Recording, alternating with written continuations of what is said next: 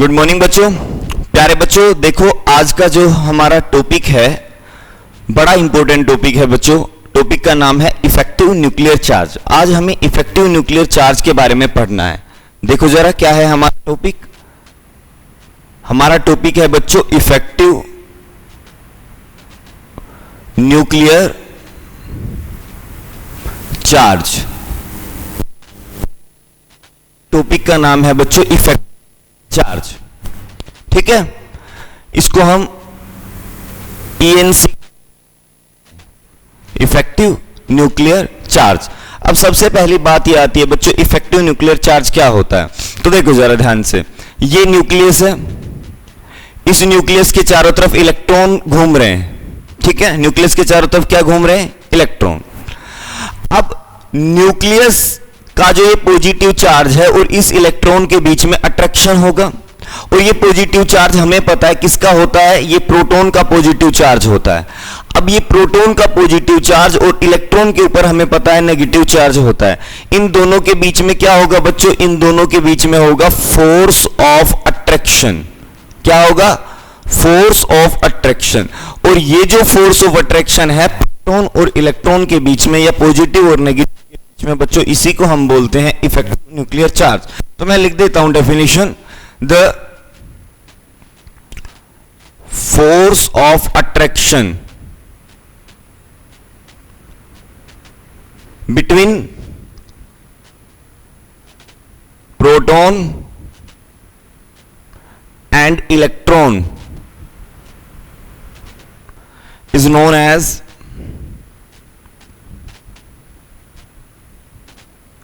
effective nuclear charge। अब तुम एक बात समझो यहां से, जो समझने वाली बात है वो क्या है कि अगर इस पॉजिटिव और इस नेगेटिव के बीच में फोर्स ऑफ अट्रैक्शन होगा तो कहीं ना कहीं देखो ये पॉजिटिव इन इलेक्ट्रॉनों को अपनी तरफ खींचेगा। जब खींचेगा तो इस एटम साइज डिक्रीज हो जाएगा। बच्चों अगर इफेक्टिव न्यूक्लियर चार्ज ज्यादा हुआ तो एटम का जो साइज है वो छोटा हो जाएगा। तो मैं यह कह सकता हूं इफेक्टिव न्यूक्लियर चार्ज जो होगा वो इनवर्सली प्रोपोर्शनल होगा साइज के। क्या है कहने का मतलब कि अगर इफेक्टिव न्यूक्लियर चार्ज इंक्रीज हुआ तो बच्चों साइज डिक्रीज हो जाएगा। साइज क्या हो जाएगा? डिक्रीज। और अगर इफेक्टिव न्यूक्लियर चार्ज कम हुआ तो बच्चों साइज बढ़ जाएगा, साइज बढ़ जाएगा। अब हमारे सामने क्वेश्चन ये आता है कि इफेक्टिव न्यूक्लियर चार्ज कब बढ़ेगा और कब ये कम होगा।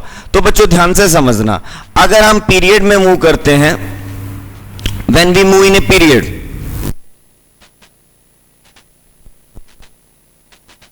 नोट कर लेना ये बात, when we move in a period,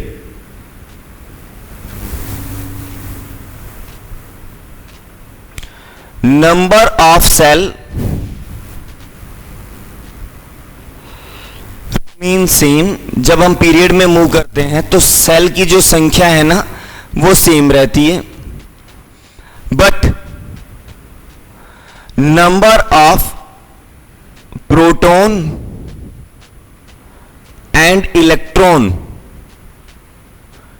increase. लेकिन प्रोटॉन और इलेक्ट्रॉन की संख्या बढ़ती है। और बच्चों ये जो इफेक्टिव न्यूक्लियर चार्ज जो होता है वो डायरेक्टली प्रोपोर्शनल होता है number of proton and electron. Proton और इलेक्ट्रॉन की संख्या के डायरेक्टली प्रोपोर्शनल होता है, ठीक है।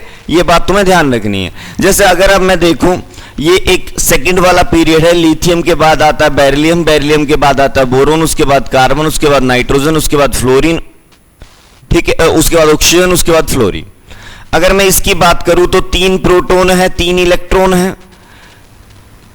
अगर मैं इसकी बात करूं तो 4 प्रोटॉन है, 4 इलेक्ट्रॉन है। इसकी बात करूं तो 5 प्रोटॉन है, 5 इलेक्ट्रॉन है। इसकी बात करूं तो 6 प्रोटॉन है, 6 इलेक्ट्रॉन है। अगर मैं इसकी बात करता हूं तो 7 प्रोटॉन है, 7 इलेक्ट्रॉन है। इसकी बात करता हूं तो 8 प्रोटॉन है, 8 इलेक्ट्रॉन है। इसकी बात करता हूं तो 9 प्रोटॉन है और 9 इलेक्ट्रॉन है। अब बच्चों जैसे जैसे मैं इधर चल रहा हूं, मैं जैसे जैसे इधर चल रहा हूं, नंबर ऑफ प्रोटॉन और electron, number of proton and electron increase हो रहे हैं और अगर ये इंक्रीज हो रहे हैं तो बच्चों इफेक्टिव न्यूक्लियर चार्ज बढ़ेगा, और इफेक्टिव न्यूक्लियर चार्ज बढ़ेगा तो साइज कम हो जाएगा। ठीक है, अगर मैं इनमें बात करूं तो सबसे छोटा साइज फ्लोरीन का होता है, उसकी वजह इसके पास प्रोटॉन और इलेक्ट्रॉन की संख्या ज्यादा होती है। लेकिन ये कंसेप्ट लगाना है केवल बच्चों तुम्हें पीरियड के ऊपर, कभी तुम ग्रुप में लगा दो, जब ग्रुप में नीचे की है ना तब भी प्रोटॉन और इलेक्ट्रॉन बढ़ते हैं, तुम कहोगे साइज कम हो जाएगा। लेकिन बच्चों जब ग्रुप में मूव करते हैं तो इफेक्टिव न्यूक्लियर चार्ज तो बढ़ता है, लेकिन साथ के साथ एक नया सेल और ऐड हो जाता है, और वो नया सेल साइज को ज्यादा बढ़ा देता है। ठीक है ना, तो नीचे की तरफ जाने पे, ग्रुप में जाने पे साइज बढ़ता है, वो नंबर ऑफ सेल इंक्रीज होने पे बढ़ता है। लेकिन जब हम पीरियड में मूव करते हैं तो सेल तो सेम रहते हैं, लेकिन नंबर ऑफ प्रोटॉन और इलेक्ट्रॉन बढ़ जाते हैं, जिनकी वजह से इफेक्टिव न्यूक्लियर चार्ज बढ़ता है, और इफेक्टिव न्यूक्लियर चार्ज बढ़ेगा साइज छोटा हो जाएगा। चलो बच्चों, अब इसके बाद देखो आगे की कहानी हमारे पास क्या है। इसके बाद बच्चों है आइसो इलेक्ट्रॉनिक स्पीसीज। बताता हूं तुम्हें आइसो इलेक्ट्रॉनिक स्पीसीज क्या होता है। For isoelectronic species,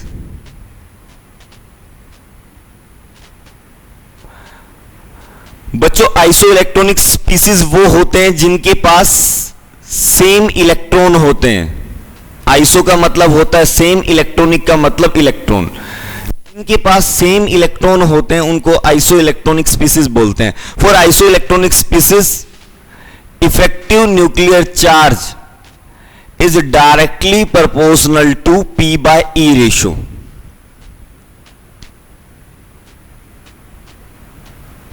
P/E ratio. अगर आइसो इलेक्ट्रॉनिक स्पीसीज है तो बच्चों उसका इफेक्टिव न्यूक्लियर चार्ज जो होगा वो डायरेक्टली प्रोपोर्शनल होगा P/E रेशियो के। P/E रेशियो क्या है? प्रोटॉन और इलेक्ट्रॉन का रेशियो। अगर प्रोटॉन और इलेक्ट्रॉन का रेशियो बढ़ेगा तो इफेक्टिव न्यूक्लियर चार्ज भी बढ़ेगा और साइज छोटा हो जाएगा, क्योंकि इफेक्टिव न्यूक्लियर चार्ज जब बढ़ता है बच्चों, इफेक्टिव न्यूक्लियर चार्ज जब बढ़ता है तो साइज छोटा हो जाता है ऑटोमेटिकली। अगर P/E रेशियो कम होगा तो इफेक्टिव न्यूक्लियर चार्ज भी कम होगा और साइज जो है हमारा वो बढ़ जाएगा। ठीक है, यहां तक की बात। अब मैं देखो कुछ आइसो इलेक्ट्रॉनिक स्पीसीज लेता हूं। जैसे बच्चों मैंने ये लिया, N के ऊपर 3 नेगेटिव चार्ज है, O के ऊपर 2 नेगेटिव चार्ज है, F के ऊपर 1 नेगेटिव चार्ज है, Na के ऊपर पॉजिटिव चार्ज है, Mg के ऊपर 2 पॉजिटिव चार्ज है, Al के ऊपर 3 पॉजिटिव चार्ज है।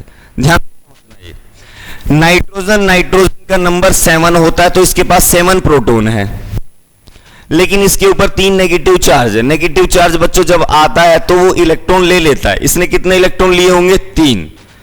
अगर इसके ऊपर कोई चार्ज नहीं होता तो इसके पास 7 प्रोटॉन होते, 7 इलेक्ट्रॉन होते, लेकिन 3 नेगेटिव अगर आ गए इसका मतलब इलेक्ट्रॉनों की संख्या 3 ज्यादा है। 3 ज्यादा इसका मतलब इलेक्ट्रॉन कितने हैं? 10 इलेक्ट्रॉन। इसके पास 8 प्रोटॉन 10 इलेक्ट्रॉन, इसके पास 9 प्रोटॉन 10 इलेक्ट्रॉन, इसके पास 11 प्रोटॉन। पॉजिटिव चार्ज कब आया होगा? जब 1 इलेक्ट्रॉन दे दिया होगा। तो इलेक्ट्रॉन कितने भी? 10 इलेक्ट्रॉन। इसके पास 12 प्रोटॉन 10 इलेक्ट्रॉन, इसके पास 13 प्रोटॉन और 10 इलेक्ट्रॉन। अब देखो एक बात समझो, इन सभी के पास इलेक्ट्रॉनों की संख्या बराबर है, और अगर इलेक्ट्रॉनों की संख्या बराबर है तो बच्चों ये सारे के सारे आइसो इलेक्ट्रॉनिक स्पीसीज है। अब मुझे ये बताओ इनका P/E रेशियो क्या हुआ? P/E रेशियो की बात करूं तो 0.7, 0.8, 0.9 और ये आ गया 1.1, ये आ गया हमारे पास 1.2, ये आ गया 1.3। तो मैं जैसे जैसे इधर जा रहा हूं वैसे वैसे P/E रेशियो बढ़ रहा है, तो इफेक्टिव न्यूक्लियर चार्ज भी बढ़ेगा। इसका मतलब साइज जो है वो छोटा हो जाएगा। समझ में आ रही है बात? अगर कभी भी ऐसे स्पीसीज का तुम्हें साइज पूछे वो किसका साइज बड़ा होगा किसका साइज छोटा होगा, तो तुम्हें हमेशा P/E रेशियो से सोल्व करना है। अगर तुम्हें ये नजर आता है कि तुम्हारे सामने लिखा हुआ स्पीसीज आइसो इलेक्ट्रॉनिक है तो उसका साइज तुम्हें डिटरमाइन करना है इस बेस पे। जैसे अगर मैं तुम्हें कहता हूं बच्चों, अगर मैं तुम्हें ये कहता हूं कि एक तो है हमारे पास S के ऊपर 2 नेगेटिव, एक है K के ऊपर पॉजिटिव चार्ज, एक है कैल्शियम के ऊपर 2 पॉजिटिव चार्ज। मैंने कहा भाई कि साइज का ऑर्डर कौन सा होगा, किसका साइज सबसे बड़ा होगा, किसका छोटा होगा साइज। तो बच्चों सबसे पहले अगर मैं बात करूं तो इस 16 प्रोटॉन है इसके पास, लेकिन 18 इलेक्ट्रॉन है। इसके पास 19 प्रोटॉन है और 18 इलेक्ट्रॉन है। इसके पास 20 प्रोटॉन है और 18 इलेक्ट्रॉन है। अगर मैं P/E रेशियो की बात करूं तो बच्चों, अगर मैं P/E रेशियो की बात करूं तो मैं जैसे जैसे इधर जा रहा हूं जैसे जैसे इधर जा रहा हूं पी बाई ई रेशियो बढ़ रहा है, पी बाई ई रेशियो बढ़ रहा है तो इफेक्टिव न्यूक्लियर चार्ज बढ़ेगा, तो इसका मतलब साइज छोटा हो जाएगा, एटम का साइज छोटा हो जाएगा। समझ में आया तुम्हें? ये पहला कंसेप्ट जो था बच्चों इफेक्टिव न्यूक्लियर चार्ज, बहुत इंपॉर्टेंट कंसेप्ट था। क्लियर है तुम्हारा? इसमें किसी तरह की कोई प्रॉब्लम नहीं है। चलो अब इसके बाद हम पढ़ते हैं नेक्स्ट वाला जो कंसेप्ट है वो।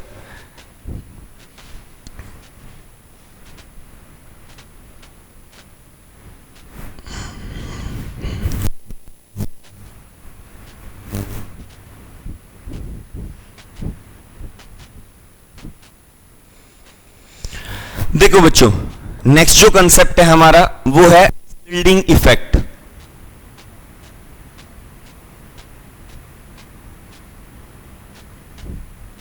पहले तो मैं बताता हूं तुम्हें शिल्डिंग इफेक्ट होता क्या है। देखो कहीं ना कहीं नाम में भी नजर आ रहा है शिल्डिंग, मतलब शिल्ड हो गया। देखो बच्चों क्या होता है, ये हमारा न्यूक्लियस है, ये न्यूक्लियस के चारों तरफ पहला सेल, ये दूसरा सेल, ये तीसरा सेल, ये फोर्थ सेल, ऐसे सेल है। इस सेल के लिए n की वैल्यू 1 है, इसके लिए 2 है, इसके लिए 3 है, इसके लिए 4 है। और तुम जानते हो पहले वाले में होता है 1s, दूसरे वाले में होता है 2s और 2p, तीसरे वाले में होता है 3s, 3p, 3d, अगले वाले में होता है 4s, 4p, 4d, 4f, ऐसे होते हैं। और ये जो ऑर्बिटल होते हैं, इन ऑर्बिटल्स के अंदर इलेक्ट्रॉन भरे हुए होते हैं। अब देखो बच्चों क्या होता है, मान लो कोई ऐसा एटम है जिसमें इलेक्ट्रॉन यहां पे भी है, यहां पे भी है, यहां पे भी है, यहां पे भी है, यहां पे भी है, यहां पे भी है और यहां पे भी है। ठीक है, अब क्या होगा, मान लो उसके पास प्रोटॉनों की संख्या x है, x प्रोटॉन है और x इलेक्ट्रॉन है। अब इलेक्ट्रॉन तो जो है वो अलग अलग ऑर्बिटल के अंदर भरे हुए हैं, लेकिन प्रोटॉन सारे यहां पे है। अब जो ये प्रोटॉन है, जो प्रोटॉन है, एक्स प्रोटॉन जो है वो इन इलेक्ट्रॉनों के ऊपर अट्रैक्शन लगाएंगे, और जब अट्रैक्शन लगाएंगे तो इस पे भी लगाएंगे, इस पे भी लगाएंगे, इस पे भी लगाएंगे, इस पे भी, इस पे भी, इस पे भी, इस पे भी, इस पे भी, सब पे लगाएंगे। लेकिन मुझे ये बताओ बच्चों, क्या सभी इलेक्ट्रॉनों के ऊपर अट्रैक्शन बराबर होगा? नहीं होगा। जो ये अंदर वाले इलेक्ट्रॉन है, जैसे 1s है, इसके ऊपर ज्यादा होगा, फिर इस पे थोड़ा कम होगा, फिर इस पे और कम, फिर इस पे। अगर मैं बात करूं बच्चों सेम सेल वाले में, जैसे 2s 2p, इन दोनों पे भी बराबर अट्रैक्शन नहीं होता। s ऑर्बिटल जो होता है वो न्यूक्लियस के ज्यादा नजदीक होता है, उसके बाद p आता है, उसके बाद d आता है, उसके बाद f आता है। जैसे ये सेम सेल वाले 4s 4p 4d 4f, अगर मैं इन चारों की बात करूं कि न्यूक्लियस का अट्रैक्शन सबसे ज्यादा किस पे होगा, तो 4s के ऊपर, उसके बाद 4p के ऊपर, उसके बाद 4d के ऊपर, उसके बाद 4f के ऊपर। अब देखो बच्चों ध्यान से समझना क्या बात है। देखो ये न्यूक्लियस है, इन इलेक्ट्रॉनों के ऊपर, जैसे इस 4s वाले के ऊपर न्यूक्लियस लगाता है फोर्स ऑफ अट्रैक्शन, और इस फोर्स ऑफ अट्रैक्शन के कारण साइज डिक्रीज होता है, और ये force of attraction he effective nuclear charge है। लेकिन बच्चों जब मल्टी इलेक्ट्रॉन सिस्टम आता है, सारे इलेक्ट्रॉन होते हैं, तो उस टाइम पे क्या होता है, न्यूक्लियस का ज्यादा अट्रैक्शन अंदर इलेक्ट्रॉनों पे होता है। ये जो इनर इलेक्ट्रॉन है ना, जो अंदर वाले इलेक्ट्रॉन है, इनके ऊपर ज्यादा अट्रैक्शन होता है। तो ये जो आउटर मोस्ट इलेक्ट्रॉन है ना, जो बाहर वाले इलेक्ट्रॉन है, वो इतना फोर्स ऑफ अट्रैक्शन फील नहीं कर पाते। और अगर इतना फोर्स ऑफ अट्रैक्शन फील नहीं कर पाएंगे तो तुम्हें कुछ कुछ नजर आ रहा होगा कि ये इलेक्ट्रॉन है, यहां पे भी इलेक्ट्रॉन है, यहां पे भी इलेक्ट्रॉन है, इन इलेक्ट्रॉनों के बीच रिपल्सन भी हो सकता है। और बच्चों इस रिपल्सन की वजह से साइज थोड़ा सा बढ़ जाता है। देखो क्या हुआ, न्यूक्लियस ने अपना ज्यादातर अट्रैक्शन अंदर वाले इलेक्ट्रॉनों पे लगा दिया। अब न्यूक्लियस का ज्यादातर अट्रैक्शन अगर अंदर वाले इलेक्ट्रॉन पे लग रहा है तो न्यूक्लियस अंदर से तो हो गया शिल्ड, लेकिन बाहर वाले इलेक्ट्रॉनों पे ऊपर अट्रैक्शन कम लग रहा था। अट्रैक्शन कम लग रहा था तो वहां जो रिपल्सन है इलेक्ट्रॉन इलेक्ट्रॉन के बीच में, वो कहीं ना कहीं थोड़ा बहुत डोमिनेटिंग हो जाएगा, जिसकी वजह से साइज बढ़ जाएगा। बच्चों इसी को बोलते हैं शिल्डिंग इफेक्ट। हालांकि नाम से ये लग रहा है कहीं ना कहीं शिल्ड का मतलब होगा छोटा होना, लेकिन जब भी शिल्डिंग इफेक्ट होता है तो बच्चों साइज बढ़ जाता है। और साइज बढ़ने की वजह क्या है कि अंदर से तो शिल्ड हो गया, यहां से तो शिल्ड हो गया न्यूक्लियस, यहां से तो शिल्ड हो गया, लेकिन बाहर वाले इलेक्ट्रॉनों के ऊपर अट्रैक्शन कम हो गया, जिसकी वजह से साइज छोटा हो गया, साइज बढ़ गया, सॉरी। ठीक है, तो मैं लिख देता हूं बच्चों, डेफिनेशन क्या होगी, in multi electron system, in multi electron system, outermost electron feel less force of attraction due to shielding of inner electron, जो अंदर वाले इलेक्ट्रॉन हैं उनकी शिल्डिंग हो जाती है, जिसकी वजह से जो आउटर मोस्ट इलेक्ट्रॉन है वो कम फोर्स ऑफ अट्रैक्शन फील करते हैं, inner electron. This is known as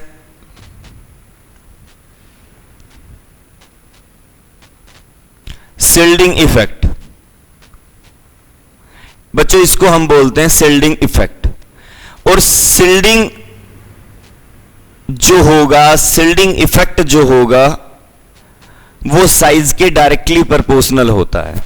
जितनी ज्यादा अंदर से शिल्डिंग होगी साइज उस एटम का उतना ही बड़ा होगा। क्यों? अंदर से तो शिल्ड हो जाएगी, वाले इलेक्ट्रॉन पर अट्रैक्शन कम हो जाएगा, जिसके कारण साइज बढ़ जाएगा।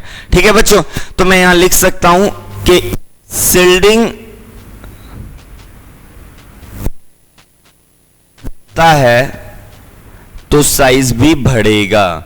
अब बच्चों समझने वाली बात है कि हमारे पास यहां एक्स प्रोटॉन थे भाई, मान लो।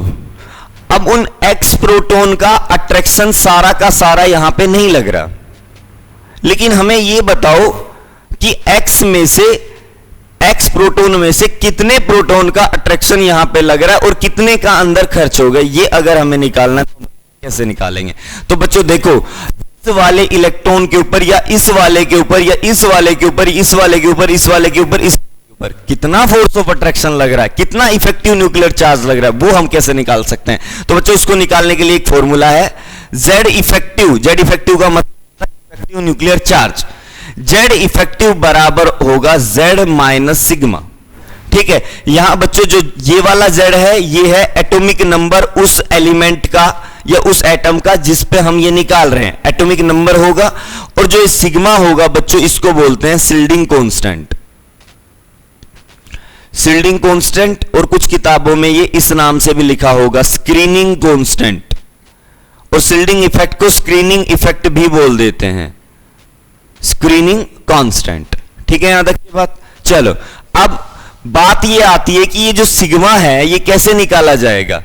तो बच्चों इसके लिए एक साइंटिस्ट था, उनका नाम था स्लेटर। स्लेटर ने सिग्मा की कैलकुलेशन के लिए कुछ रूल दिए थे बच्चों। बच्चों कुछ रूल दिए थे और वो रूल देखना जरा क्या थे।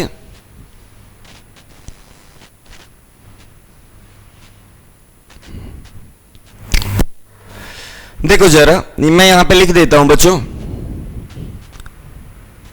द वैल्यू ऑफ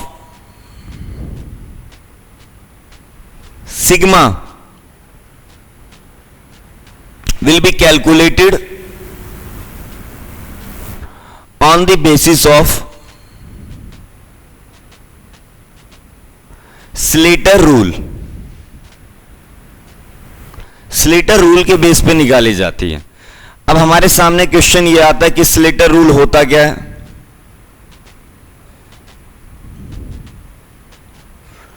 तो बच्चों सुनो जरा ध्यान से, स्लेटर रूल क्या होता है। सबसे पहली बात इसमें, राइट कॉन्फ़िगरेशन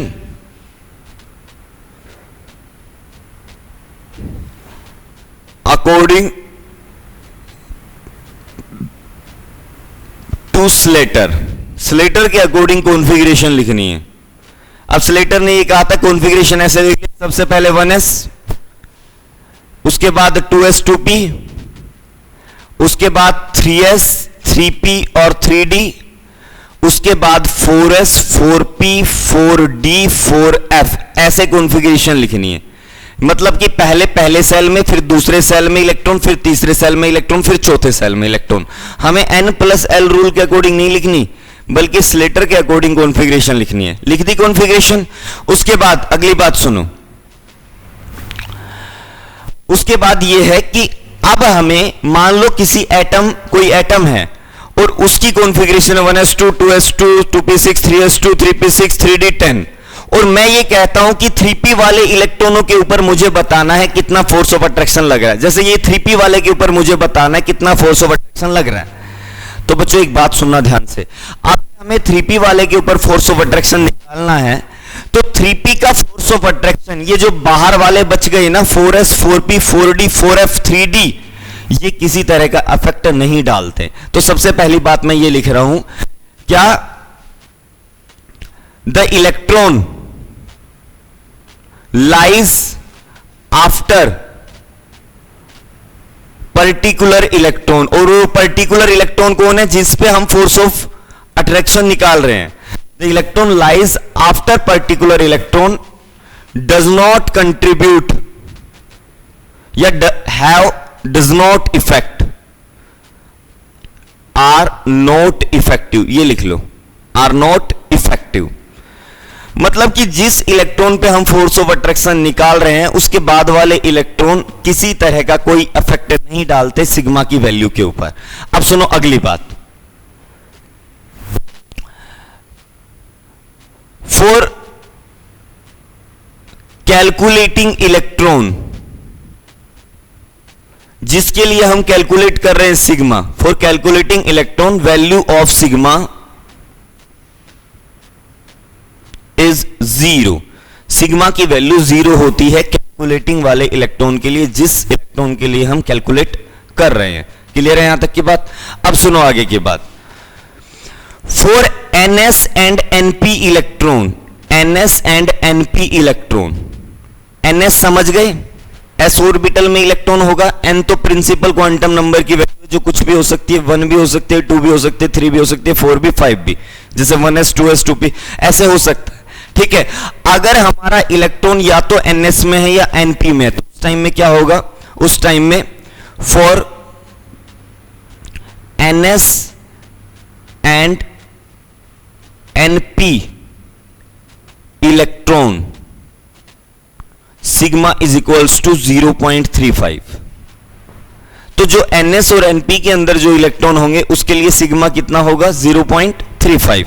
अगली बात, for electron in n-1 shell, n-1 shell का जो सिग्मा होगा बच्चों वो 0.85 होगा। अब मैं समझाता हूं तुम्हें, देखो मान लो बच्चों मैं 4s वाले इलेक्ट्रॉन के लिए निकालना चाहता हूं फोर्स ऑफ अट्रैक्शन 4s वाले के लिए।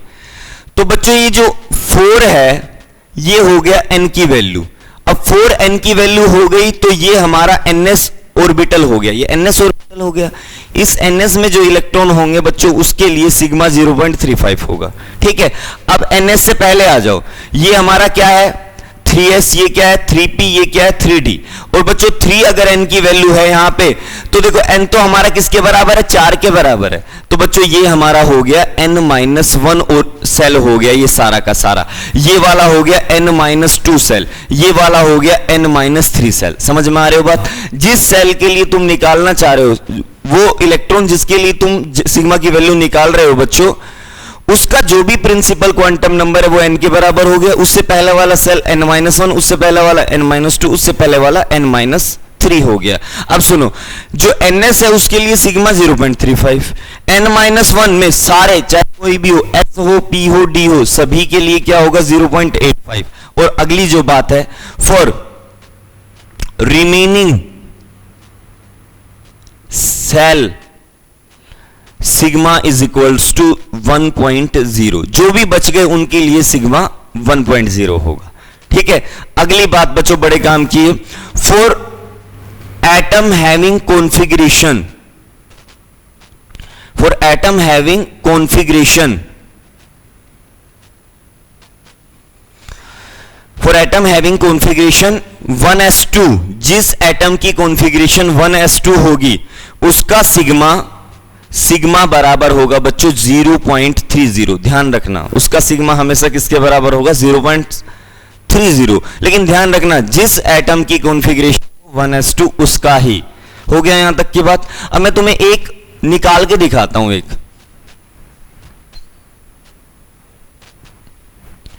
क्वेश्चन सोल्व करके दिखाता हूं, तुम्हें समझ में आएगा धीरे धीरे। अब एक क्वेश्चन दे रहा हूं मैं, देखो तुम्हें, calculate value of Z effective on 3p electron in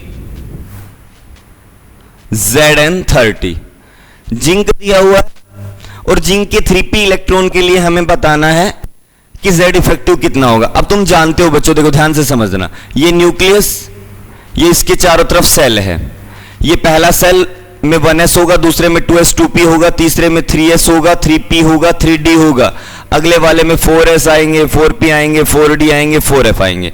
अब सबसे पहले जिंक जो है 30 नंबर पे आता है। 30 की कॉन्फ़िगरेशन स्लेटर के अकॉर्डिंग इसके अकॉर्डिंग लिखनी है। 1s में कितने आएंगे 2, 2s में कितने आएंगे 2, 2p में कितने आएंगे 6, 3s में 2, 3p में 6।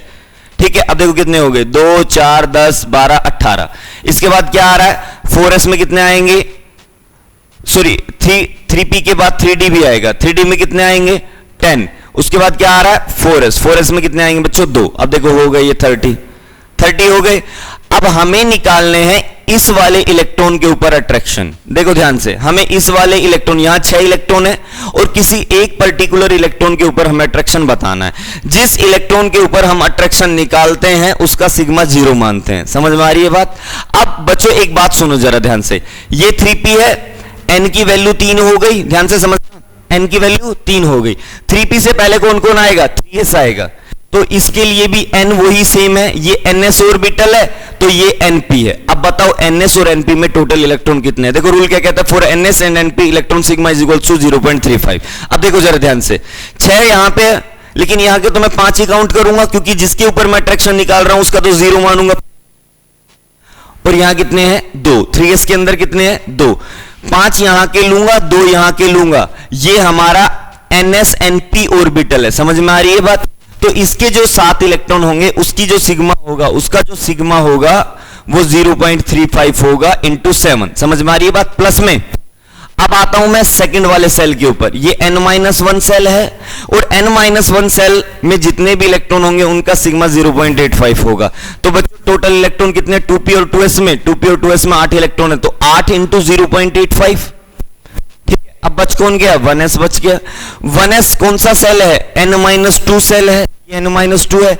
n-1 से नीचे जितने भी बच गए उन सबका सिग्मा जो होता है वो 1 होता है। तो बच्चों क्या आ गया 2 इंटू 1, तो ये हमारा पास आ गया सिग्मा बराबर, ये मल्टीप्लाई किया तो 35, 21 और कितना हो गया 23 प्लस ये 40 और ये 48, 52, तो ये आ गया हमारे पास इतना और ये आ गया हमारे पास 2। तो बच्चों ऐड किया तो हमारे पास कितना आया 0 और ये 5, ये 2 और ये 5 और ये 7 और ये 9, 9.55 आ गया। अब हमें निकालना है Z इफेक्टिव। Z इफेक्टिव बराबर बच्चों होता है एटॉमिक नंबर उस एलिमेंट का कितना है 30 माइनस 9.55। तो बच्चों ये हमारे पास आ गया 20.45 अट्रैक्शन। इस वाले इलेक्ट्रॉन के ऊपर 30 प्रोटॉन का अट्रैक्शन नहीं लग रहा, इस वाले इलेक्ट्रॉन के ऊपर 20.45 इलेक्ट्रॉनों का अट्रैक्शन लग रहा है, बाकी का खर्च हो गया अंदर। समझ में आ रही है बात, क्लियर है। अब सुनो काम की बात क्या है। काम की बात ये, तुम ये कह रहे होगे सर लास्ट वाला जो 1s बचा उस 1s के लिए तो 0.30 माना था। बच्चों जिस एटम की कॉन्फ़िगरेशन ही 1s2 होगी, इसकी कॉन्फ़िगरेशन तो देखो कितनी बड़ी है, जिस एटम की कॉन्फ़िगरेशन ही 1s2 होगी उसके लिए मानना है, उसके अलावा किसी और के लिए नहीं मानना। समझ में आ गई बात, क्लियर है, हो गया यहां तक। चलो बच्चों इसके बाद nd और nf वाले इलेक्ट्रॉनों के लिए रूल और आएंगे, वो मैं तुम्हें तुम्हारे नेक्स्ट लेक्चर के अंदर कराऊंगा। समझ में आ गई ये बात, क्लियर है। चलो एंड करते हैं हम हमारे लेक्चर को यहीं पे।